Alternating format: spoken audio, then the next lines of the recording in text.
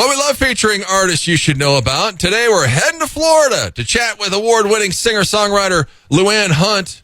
Luanne is a multi-award winner, critically acclaimed recording artist, known for her compelling storytelling and emotive vocal abilities. She brings listeners a heartfelt anthem in her latest release called Ghosts of a Simpler Time. We're excited to have Luanne Hunt back on the show. First, Luanne, thanks so much for coming back on. You're welcome. Thanks for having me. Well, first, where are you in Florida? How is this hurricane been affecting you at all the last couple of days? I am in Lady Lake, Florida, which is in central Florida. And, yeah, we got a little bit of it, but not too bad. We had a lot of debris around, but it kind of came and went, which was good. Yeah, that's nice. So that's good. And yeah, to be inland in Florida is a lot better for hurricane season. Yeah, I know. Man, well, wow. You have a documentary about yourself that just came out. I think you're I've interviewed hundreds of artists. I don't know how many have a documentary about themselves, Luanne. It's called I Won't Stop Singing. Tell us, how did this happen? Well, I have quite an interesting story as far as my musical journey goes and my background growing up and everything. And I was sort of the underdog against all odds, and a lot of great things have happened to me despite all that. And I always wanted to tell my story in some fashion. I'm a writer, so I thought about writing a book, but nowadays people aren't even reading books. And so I thought, it'd be better to have something visual to tell the story. So, and I've been doing a lot of video, and I produced another documentary a few years ago. So, it's something in my wheelhouse to be able to do that. I thought, I think the time might be right. Yeah, no, they did a great job. Who's this Canyon Star TV? Are they in Florida, or where'd you find them? They're out of Nashville, and they're just hosting the documentary. Okay.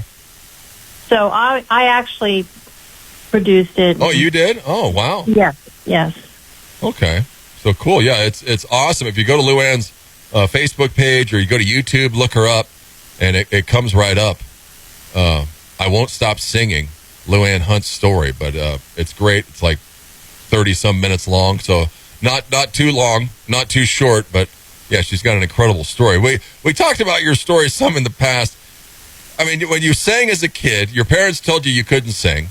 So, which, that's great. Hey, thanks a lot for encouraging me on my journey. You get married to Steve Hunt. You move out west. You're working all these odd jobs. You don't know what to do with yourself. So you start singing at fairs, retirement homes, and that kind of gets you you start teaching stage performance and how to sing, and that really gets you to network, and you start meeting people and getting yourself out there. Yes, that's about how it happened. And then, of course, eventually I met Lawton Giles, who wrote for Patsy Cline, and he gave me that Christmas song that she had actually commissioned, but her label wouldn't let her record it. And so all those years later, he gives it to me, and that puts me on the map. Yeah. I mean, Lawton Giles, you meet him in what, like 1994? Yeah. Were you shocked that he actually returned your call? Not really. I had called him and asked. I saw his listing in the Yellow Pages, and I just called and I said, hey, I'm looking for songs. And he said, come on up.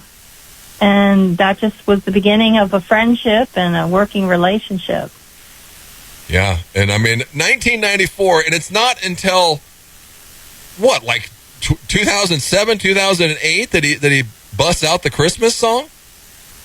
Yeah, it was kind of amazing. I think he was kind of watching me the whole time, because when I first went to him, I was still really new at recording, and he just, kept an eye on me over the years, and he'd always say, you're such a go-getter, And finally, before I did the Christmas song, it was a year prior, I had a nationally released album that I was working on, and it was my first nationally released album, and I asked him for a song, and he sent me a song that he demoed. It was called I Want to Stand Where Jesus Stood, and I said, yeah, I'll do it. So I wound up producing it kind of like in this bluegrass setting, and when I played it for him, when it was all done, he just I mean, he flipped out. He said, "Oh my God, like I never heard you sound this good." And I remember him and his wife were just sitting there just crying because the song was so amazing, and they just couldn't imagine that I could do something like this. And I think that's why he gave me Christmas Without You, because he now had a lot of confidence in me as an artist. Yeah, and that's a crazy story with that song, because, Lawton wrote music for Patsy Cline. He had this Christmas song, and for some reason, her people didn't want to do it. They made him rewrite it. It kind of turned into a dud. So he'd always had this, like, in his back pocket, Christmas Without You. I mean, this thing, just put you on the map. How soon was it that people started realizing it? Because you came out with a Christmas album, and it was on there. Was it right away, or was it a slow burn? It was kind of a slow burn. The first couple years after I put it out, I was getting some attention, and then I created this little movie maker video with the story, and I put it on YouTube, and it, like, within a short time, it had like 100,000 views on it, so it just organically took off. And then next thing you know, I'm getting written up in all these big blogs, like Universal Music did a big story, and all these other ones. I can't even remember all the names of them. But then it winds up, there's Sweden's largest daily newspaper. It names it one of the top 25 Christmas songs of all time. And they've got me on this list with, Willie Nelson and Mariah Carey and Merle Haggard and Bing Crosby. You name it, right? I'm on this list. And I was the only independent artist on the list. Yeah. So all kind of stuff has happened, but it's just been gradual over the years. So yeah, it's just amazing that on a top 25 best Christmas songs of all time, and you're the only independent artist. I mean, that's an amazing accomplishment right there, Luanne. Yeah, I said to my husband at the time, I said, I feel like I made it. Like, no matter what happens, this was the crowning jewel for me because of where I came from and being told I couldn't sing and would never be able to do anything. And it was like, wow, I did it. So. Yeah, that's incredible. I mean, your parents are probably gone. Did they see some of your career or what? They did. My dad was, he saw it because he came back into my life when I was 17. But he was always sort of, he was always agitated about it. I don't know why. One time he told me that, that my accomplishments didn't mean anything because I wasn't famous, Jeez. So, but I actually just finished writing a screenplay, and I've been sending it out, trying to see if I could get someone interested in looking at it, because there's a lot more that went on that I could tell in that documentary, Oh, yeah. Yeah, just insane. The ups and downs and the hurdles that you've had to go through your career is just something else, Luanne. I mean, you haven't stopped. They're talking about perseverance and people telling you no. She just busts through the barrier. I mean, you and your husband, Steve was your husband. He was like a writer for a newspaper. He was gone all the time. You didn't even know he could write songs. One day he comes home and he has all these songs written, and you're like, you can't even play an instrument. How are you writing these songs? But you two start collaborating and writing a bunch of songs together. But in 2019, he passes away, and you're worried that you're not going to be able to write music without him again. Tell us a little bit about that. I had so much respect for him, and I was always in awe of his talent. It was just, like, where did this come from? And every time he wrote a song, it would just blow me out of the water. And, of course, many of them I recorded. So I just felt like, can I measure up to that? And he would always say that I was a great songwriter too. But, I was like, oh my gosh, he's kind of like my bar. Can I do it? So right after he passed, I wrote an album of songs. It's called Season of Grace, and it's all about going through the grieving process. And I hired a brand new producer because I just wanted to do something completely different. And I mean, it was like, it blew me away. I thought, you know what, I can do this. I can do this. So yeah, It's amazing how, you turn the tragedy and doubt in yourself and then flip it right around and crush it with Seasons of Grace. So that's awesome. Go check Luanne out. She's at luannehunt.com. She's on Facebook, X. Go to YouTube. Check out all of her stuff. She's on Spotify. She's everywhere. Her latest single, Ghosts of a Simpler Time, is out now. Well, and you talked about being a writer. I didn't know this. You wrote a musical about John Denver's life in 2017 because you were so inspired by him. Yeah. I realized that his music could be translated into different genres so easily because the writing was so solid. So that's what the musical was about, to show, the versatility in his songs. So we took his songs and we turned them into all different kinds of things. There was an opera and there was rock and roll and, you name it. We had a song, Sunshine on My Shoulders. We did like a jazz piece. I mean, it was incredible. So. Yeah. Well, and one song you just released, If You See Peace from It, is from the musical. Yes, I actually wrote 2 songs for the musical, and If You See Peace was one of them. I just wanted to put a couple original things in there as well. And it was right in line with his vision about bringing unity and peace in the world. So people really enjoyed it. One lady came up to me after one of the shows. She says, that should be our new national anthem. Yeah, that's got to make you feel good. But well, and what'd you say? You've performed at one of the theaters that John Denver performed at in Colorado? Yeah, at the Wheeler Opera House. I had an opportunity to perform there, and it was unbelievable to be on that stage. Yeah, I'll bet, especially as big of an influence as he is on you. Luanne she's been inducted into the Independent Superstars Country Music Hall of Fame. She's received 6 American Songwriter Awards, 3 CDs of the Year Awards for the National Traditional Country Music Association. I mean, it's just incredible what you've done, because how many albums have you recorded? I just released my 24th album. Wow. Yeah, she's got 24 albums, and her parents told her she couldn't sing. So, there you go. One song that you just did not too long ago, Brave American Girl. Tell us the story about this song, because you weren't in the service, were you? No. After I moved here to Florida, my fiance Jim and we met this lady. Her name is Marie Bogdanoff, and she runs a charity here called Villagers for Veterans. And we wanted to put on a production for her to help her raise funds for this transition home that she's been building. So she said, sure, and as we got to know her, she asked me one day, she said, I always wanted a song that could represent my charity.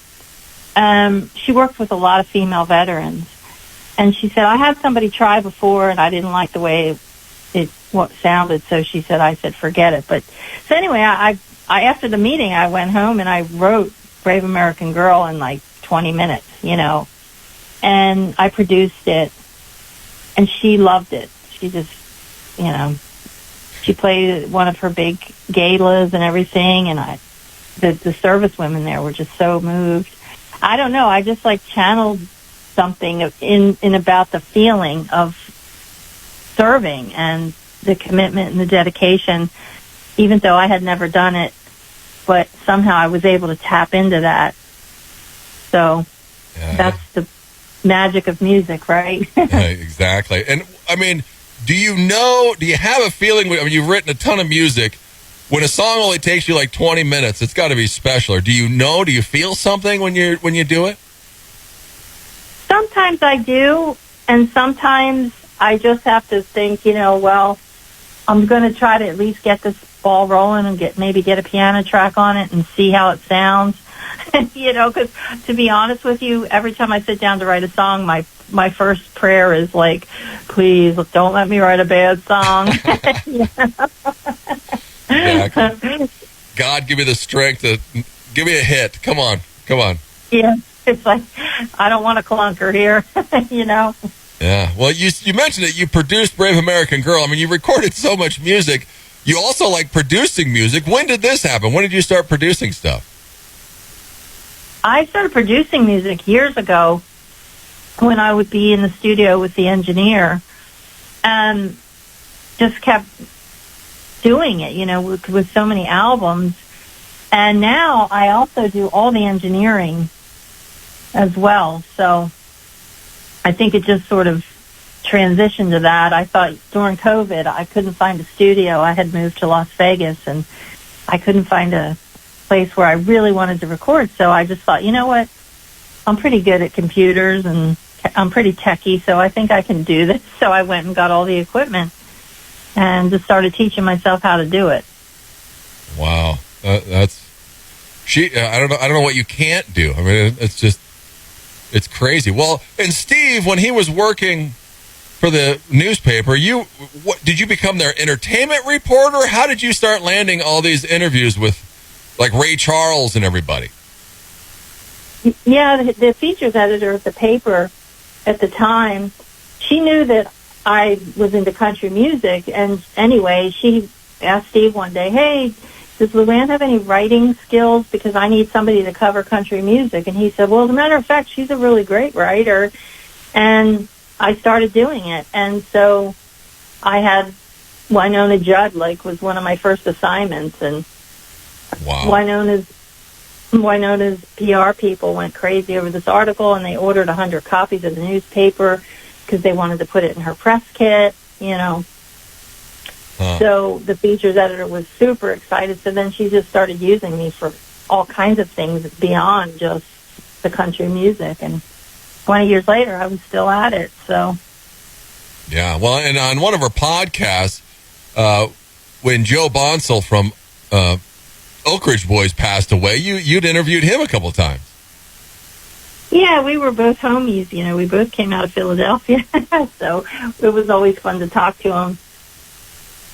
Yeah, that's pretty sweet. And then you have are you still doing this Songwriters podcast?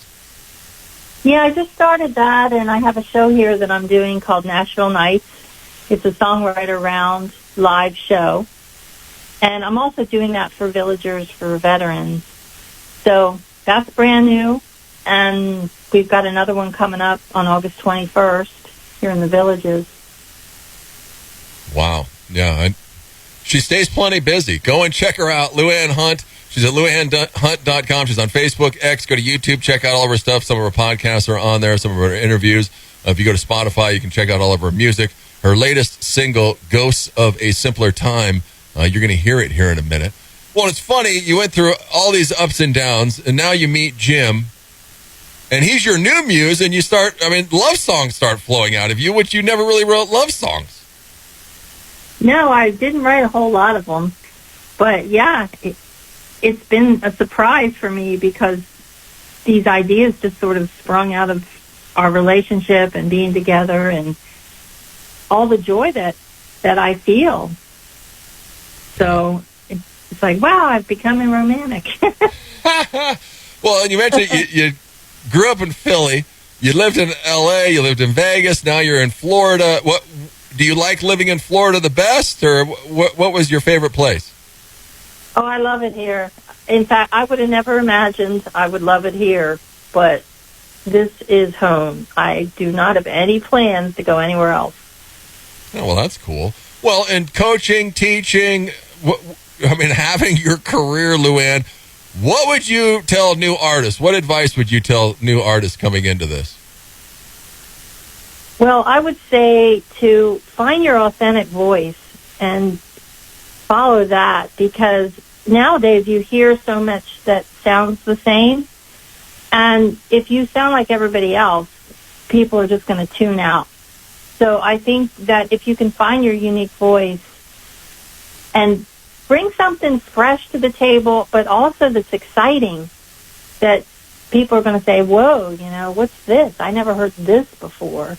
I think you have a better shot at having success, because otherwise you're just going to get sort of, caught up in the music mill, and nobody will even know who you are, So yeah, you got to stick out a little bit and don't let the nose stop you. Well, that too. And you know what?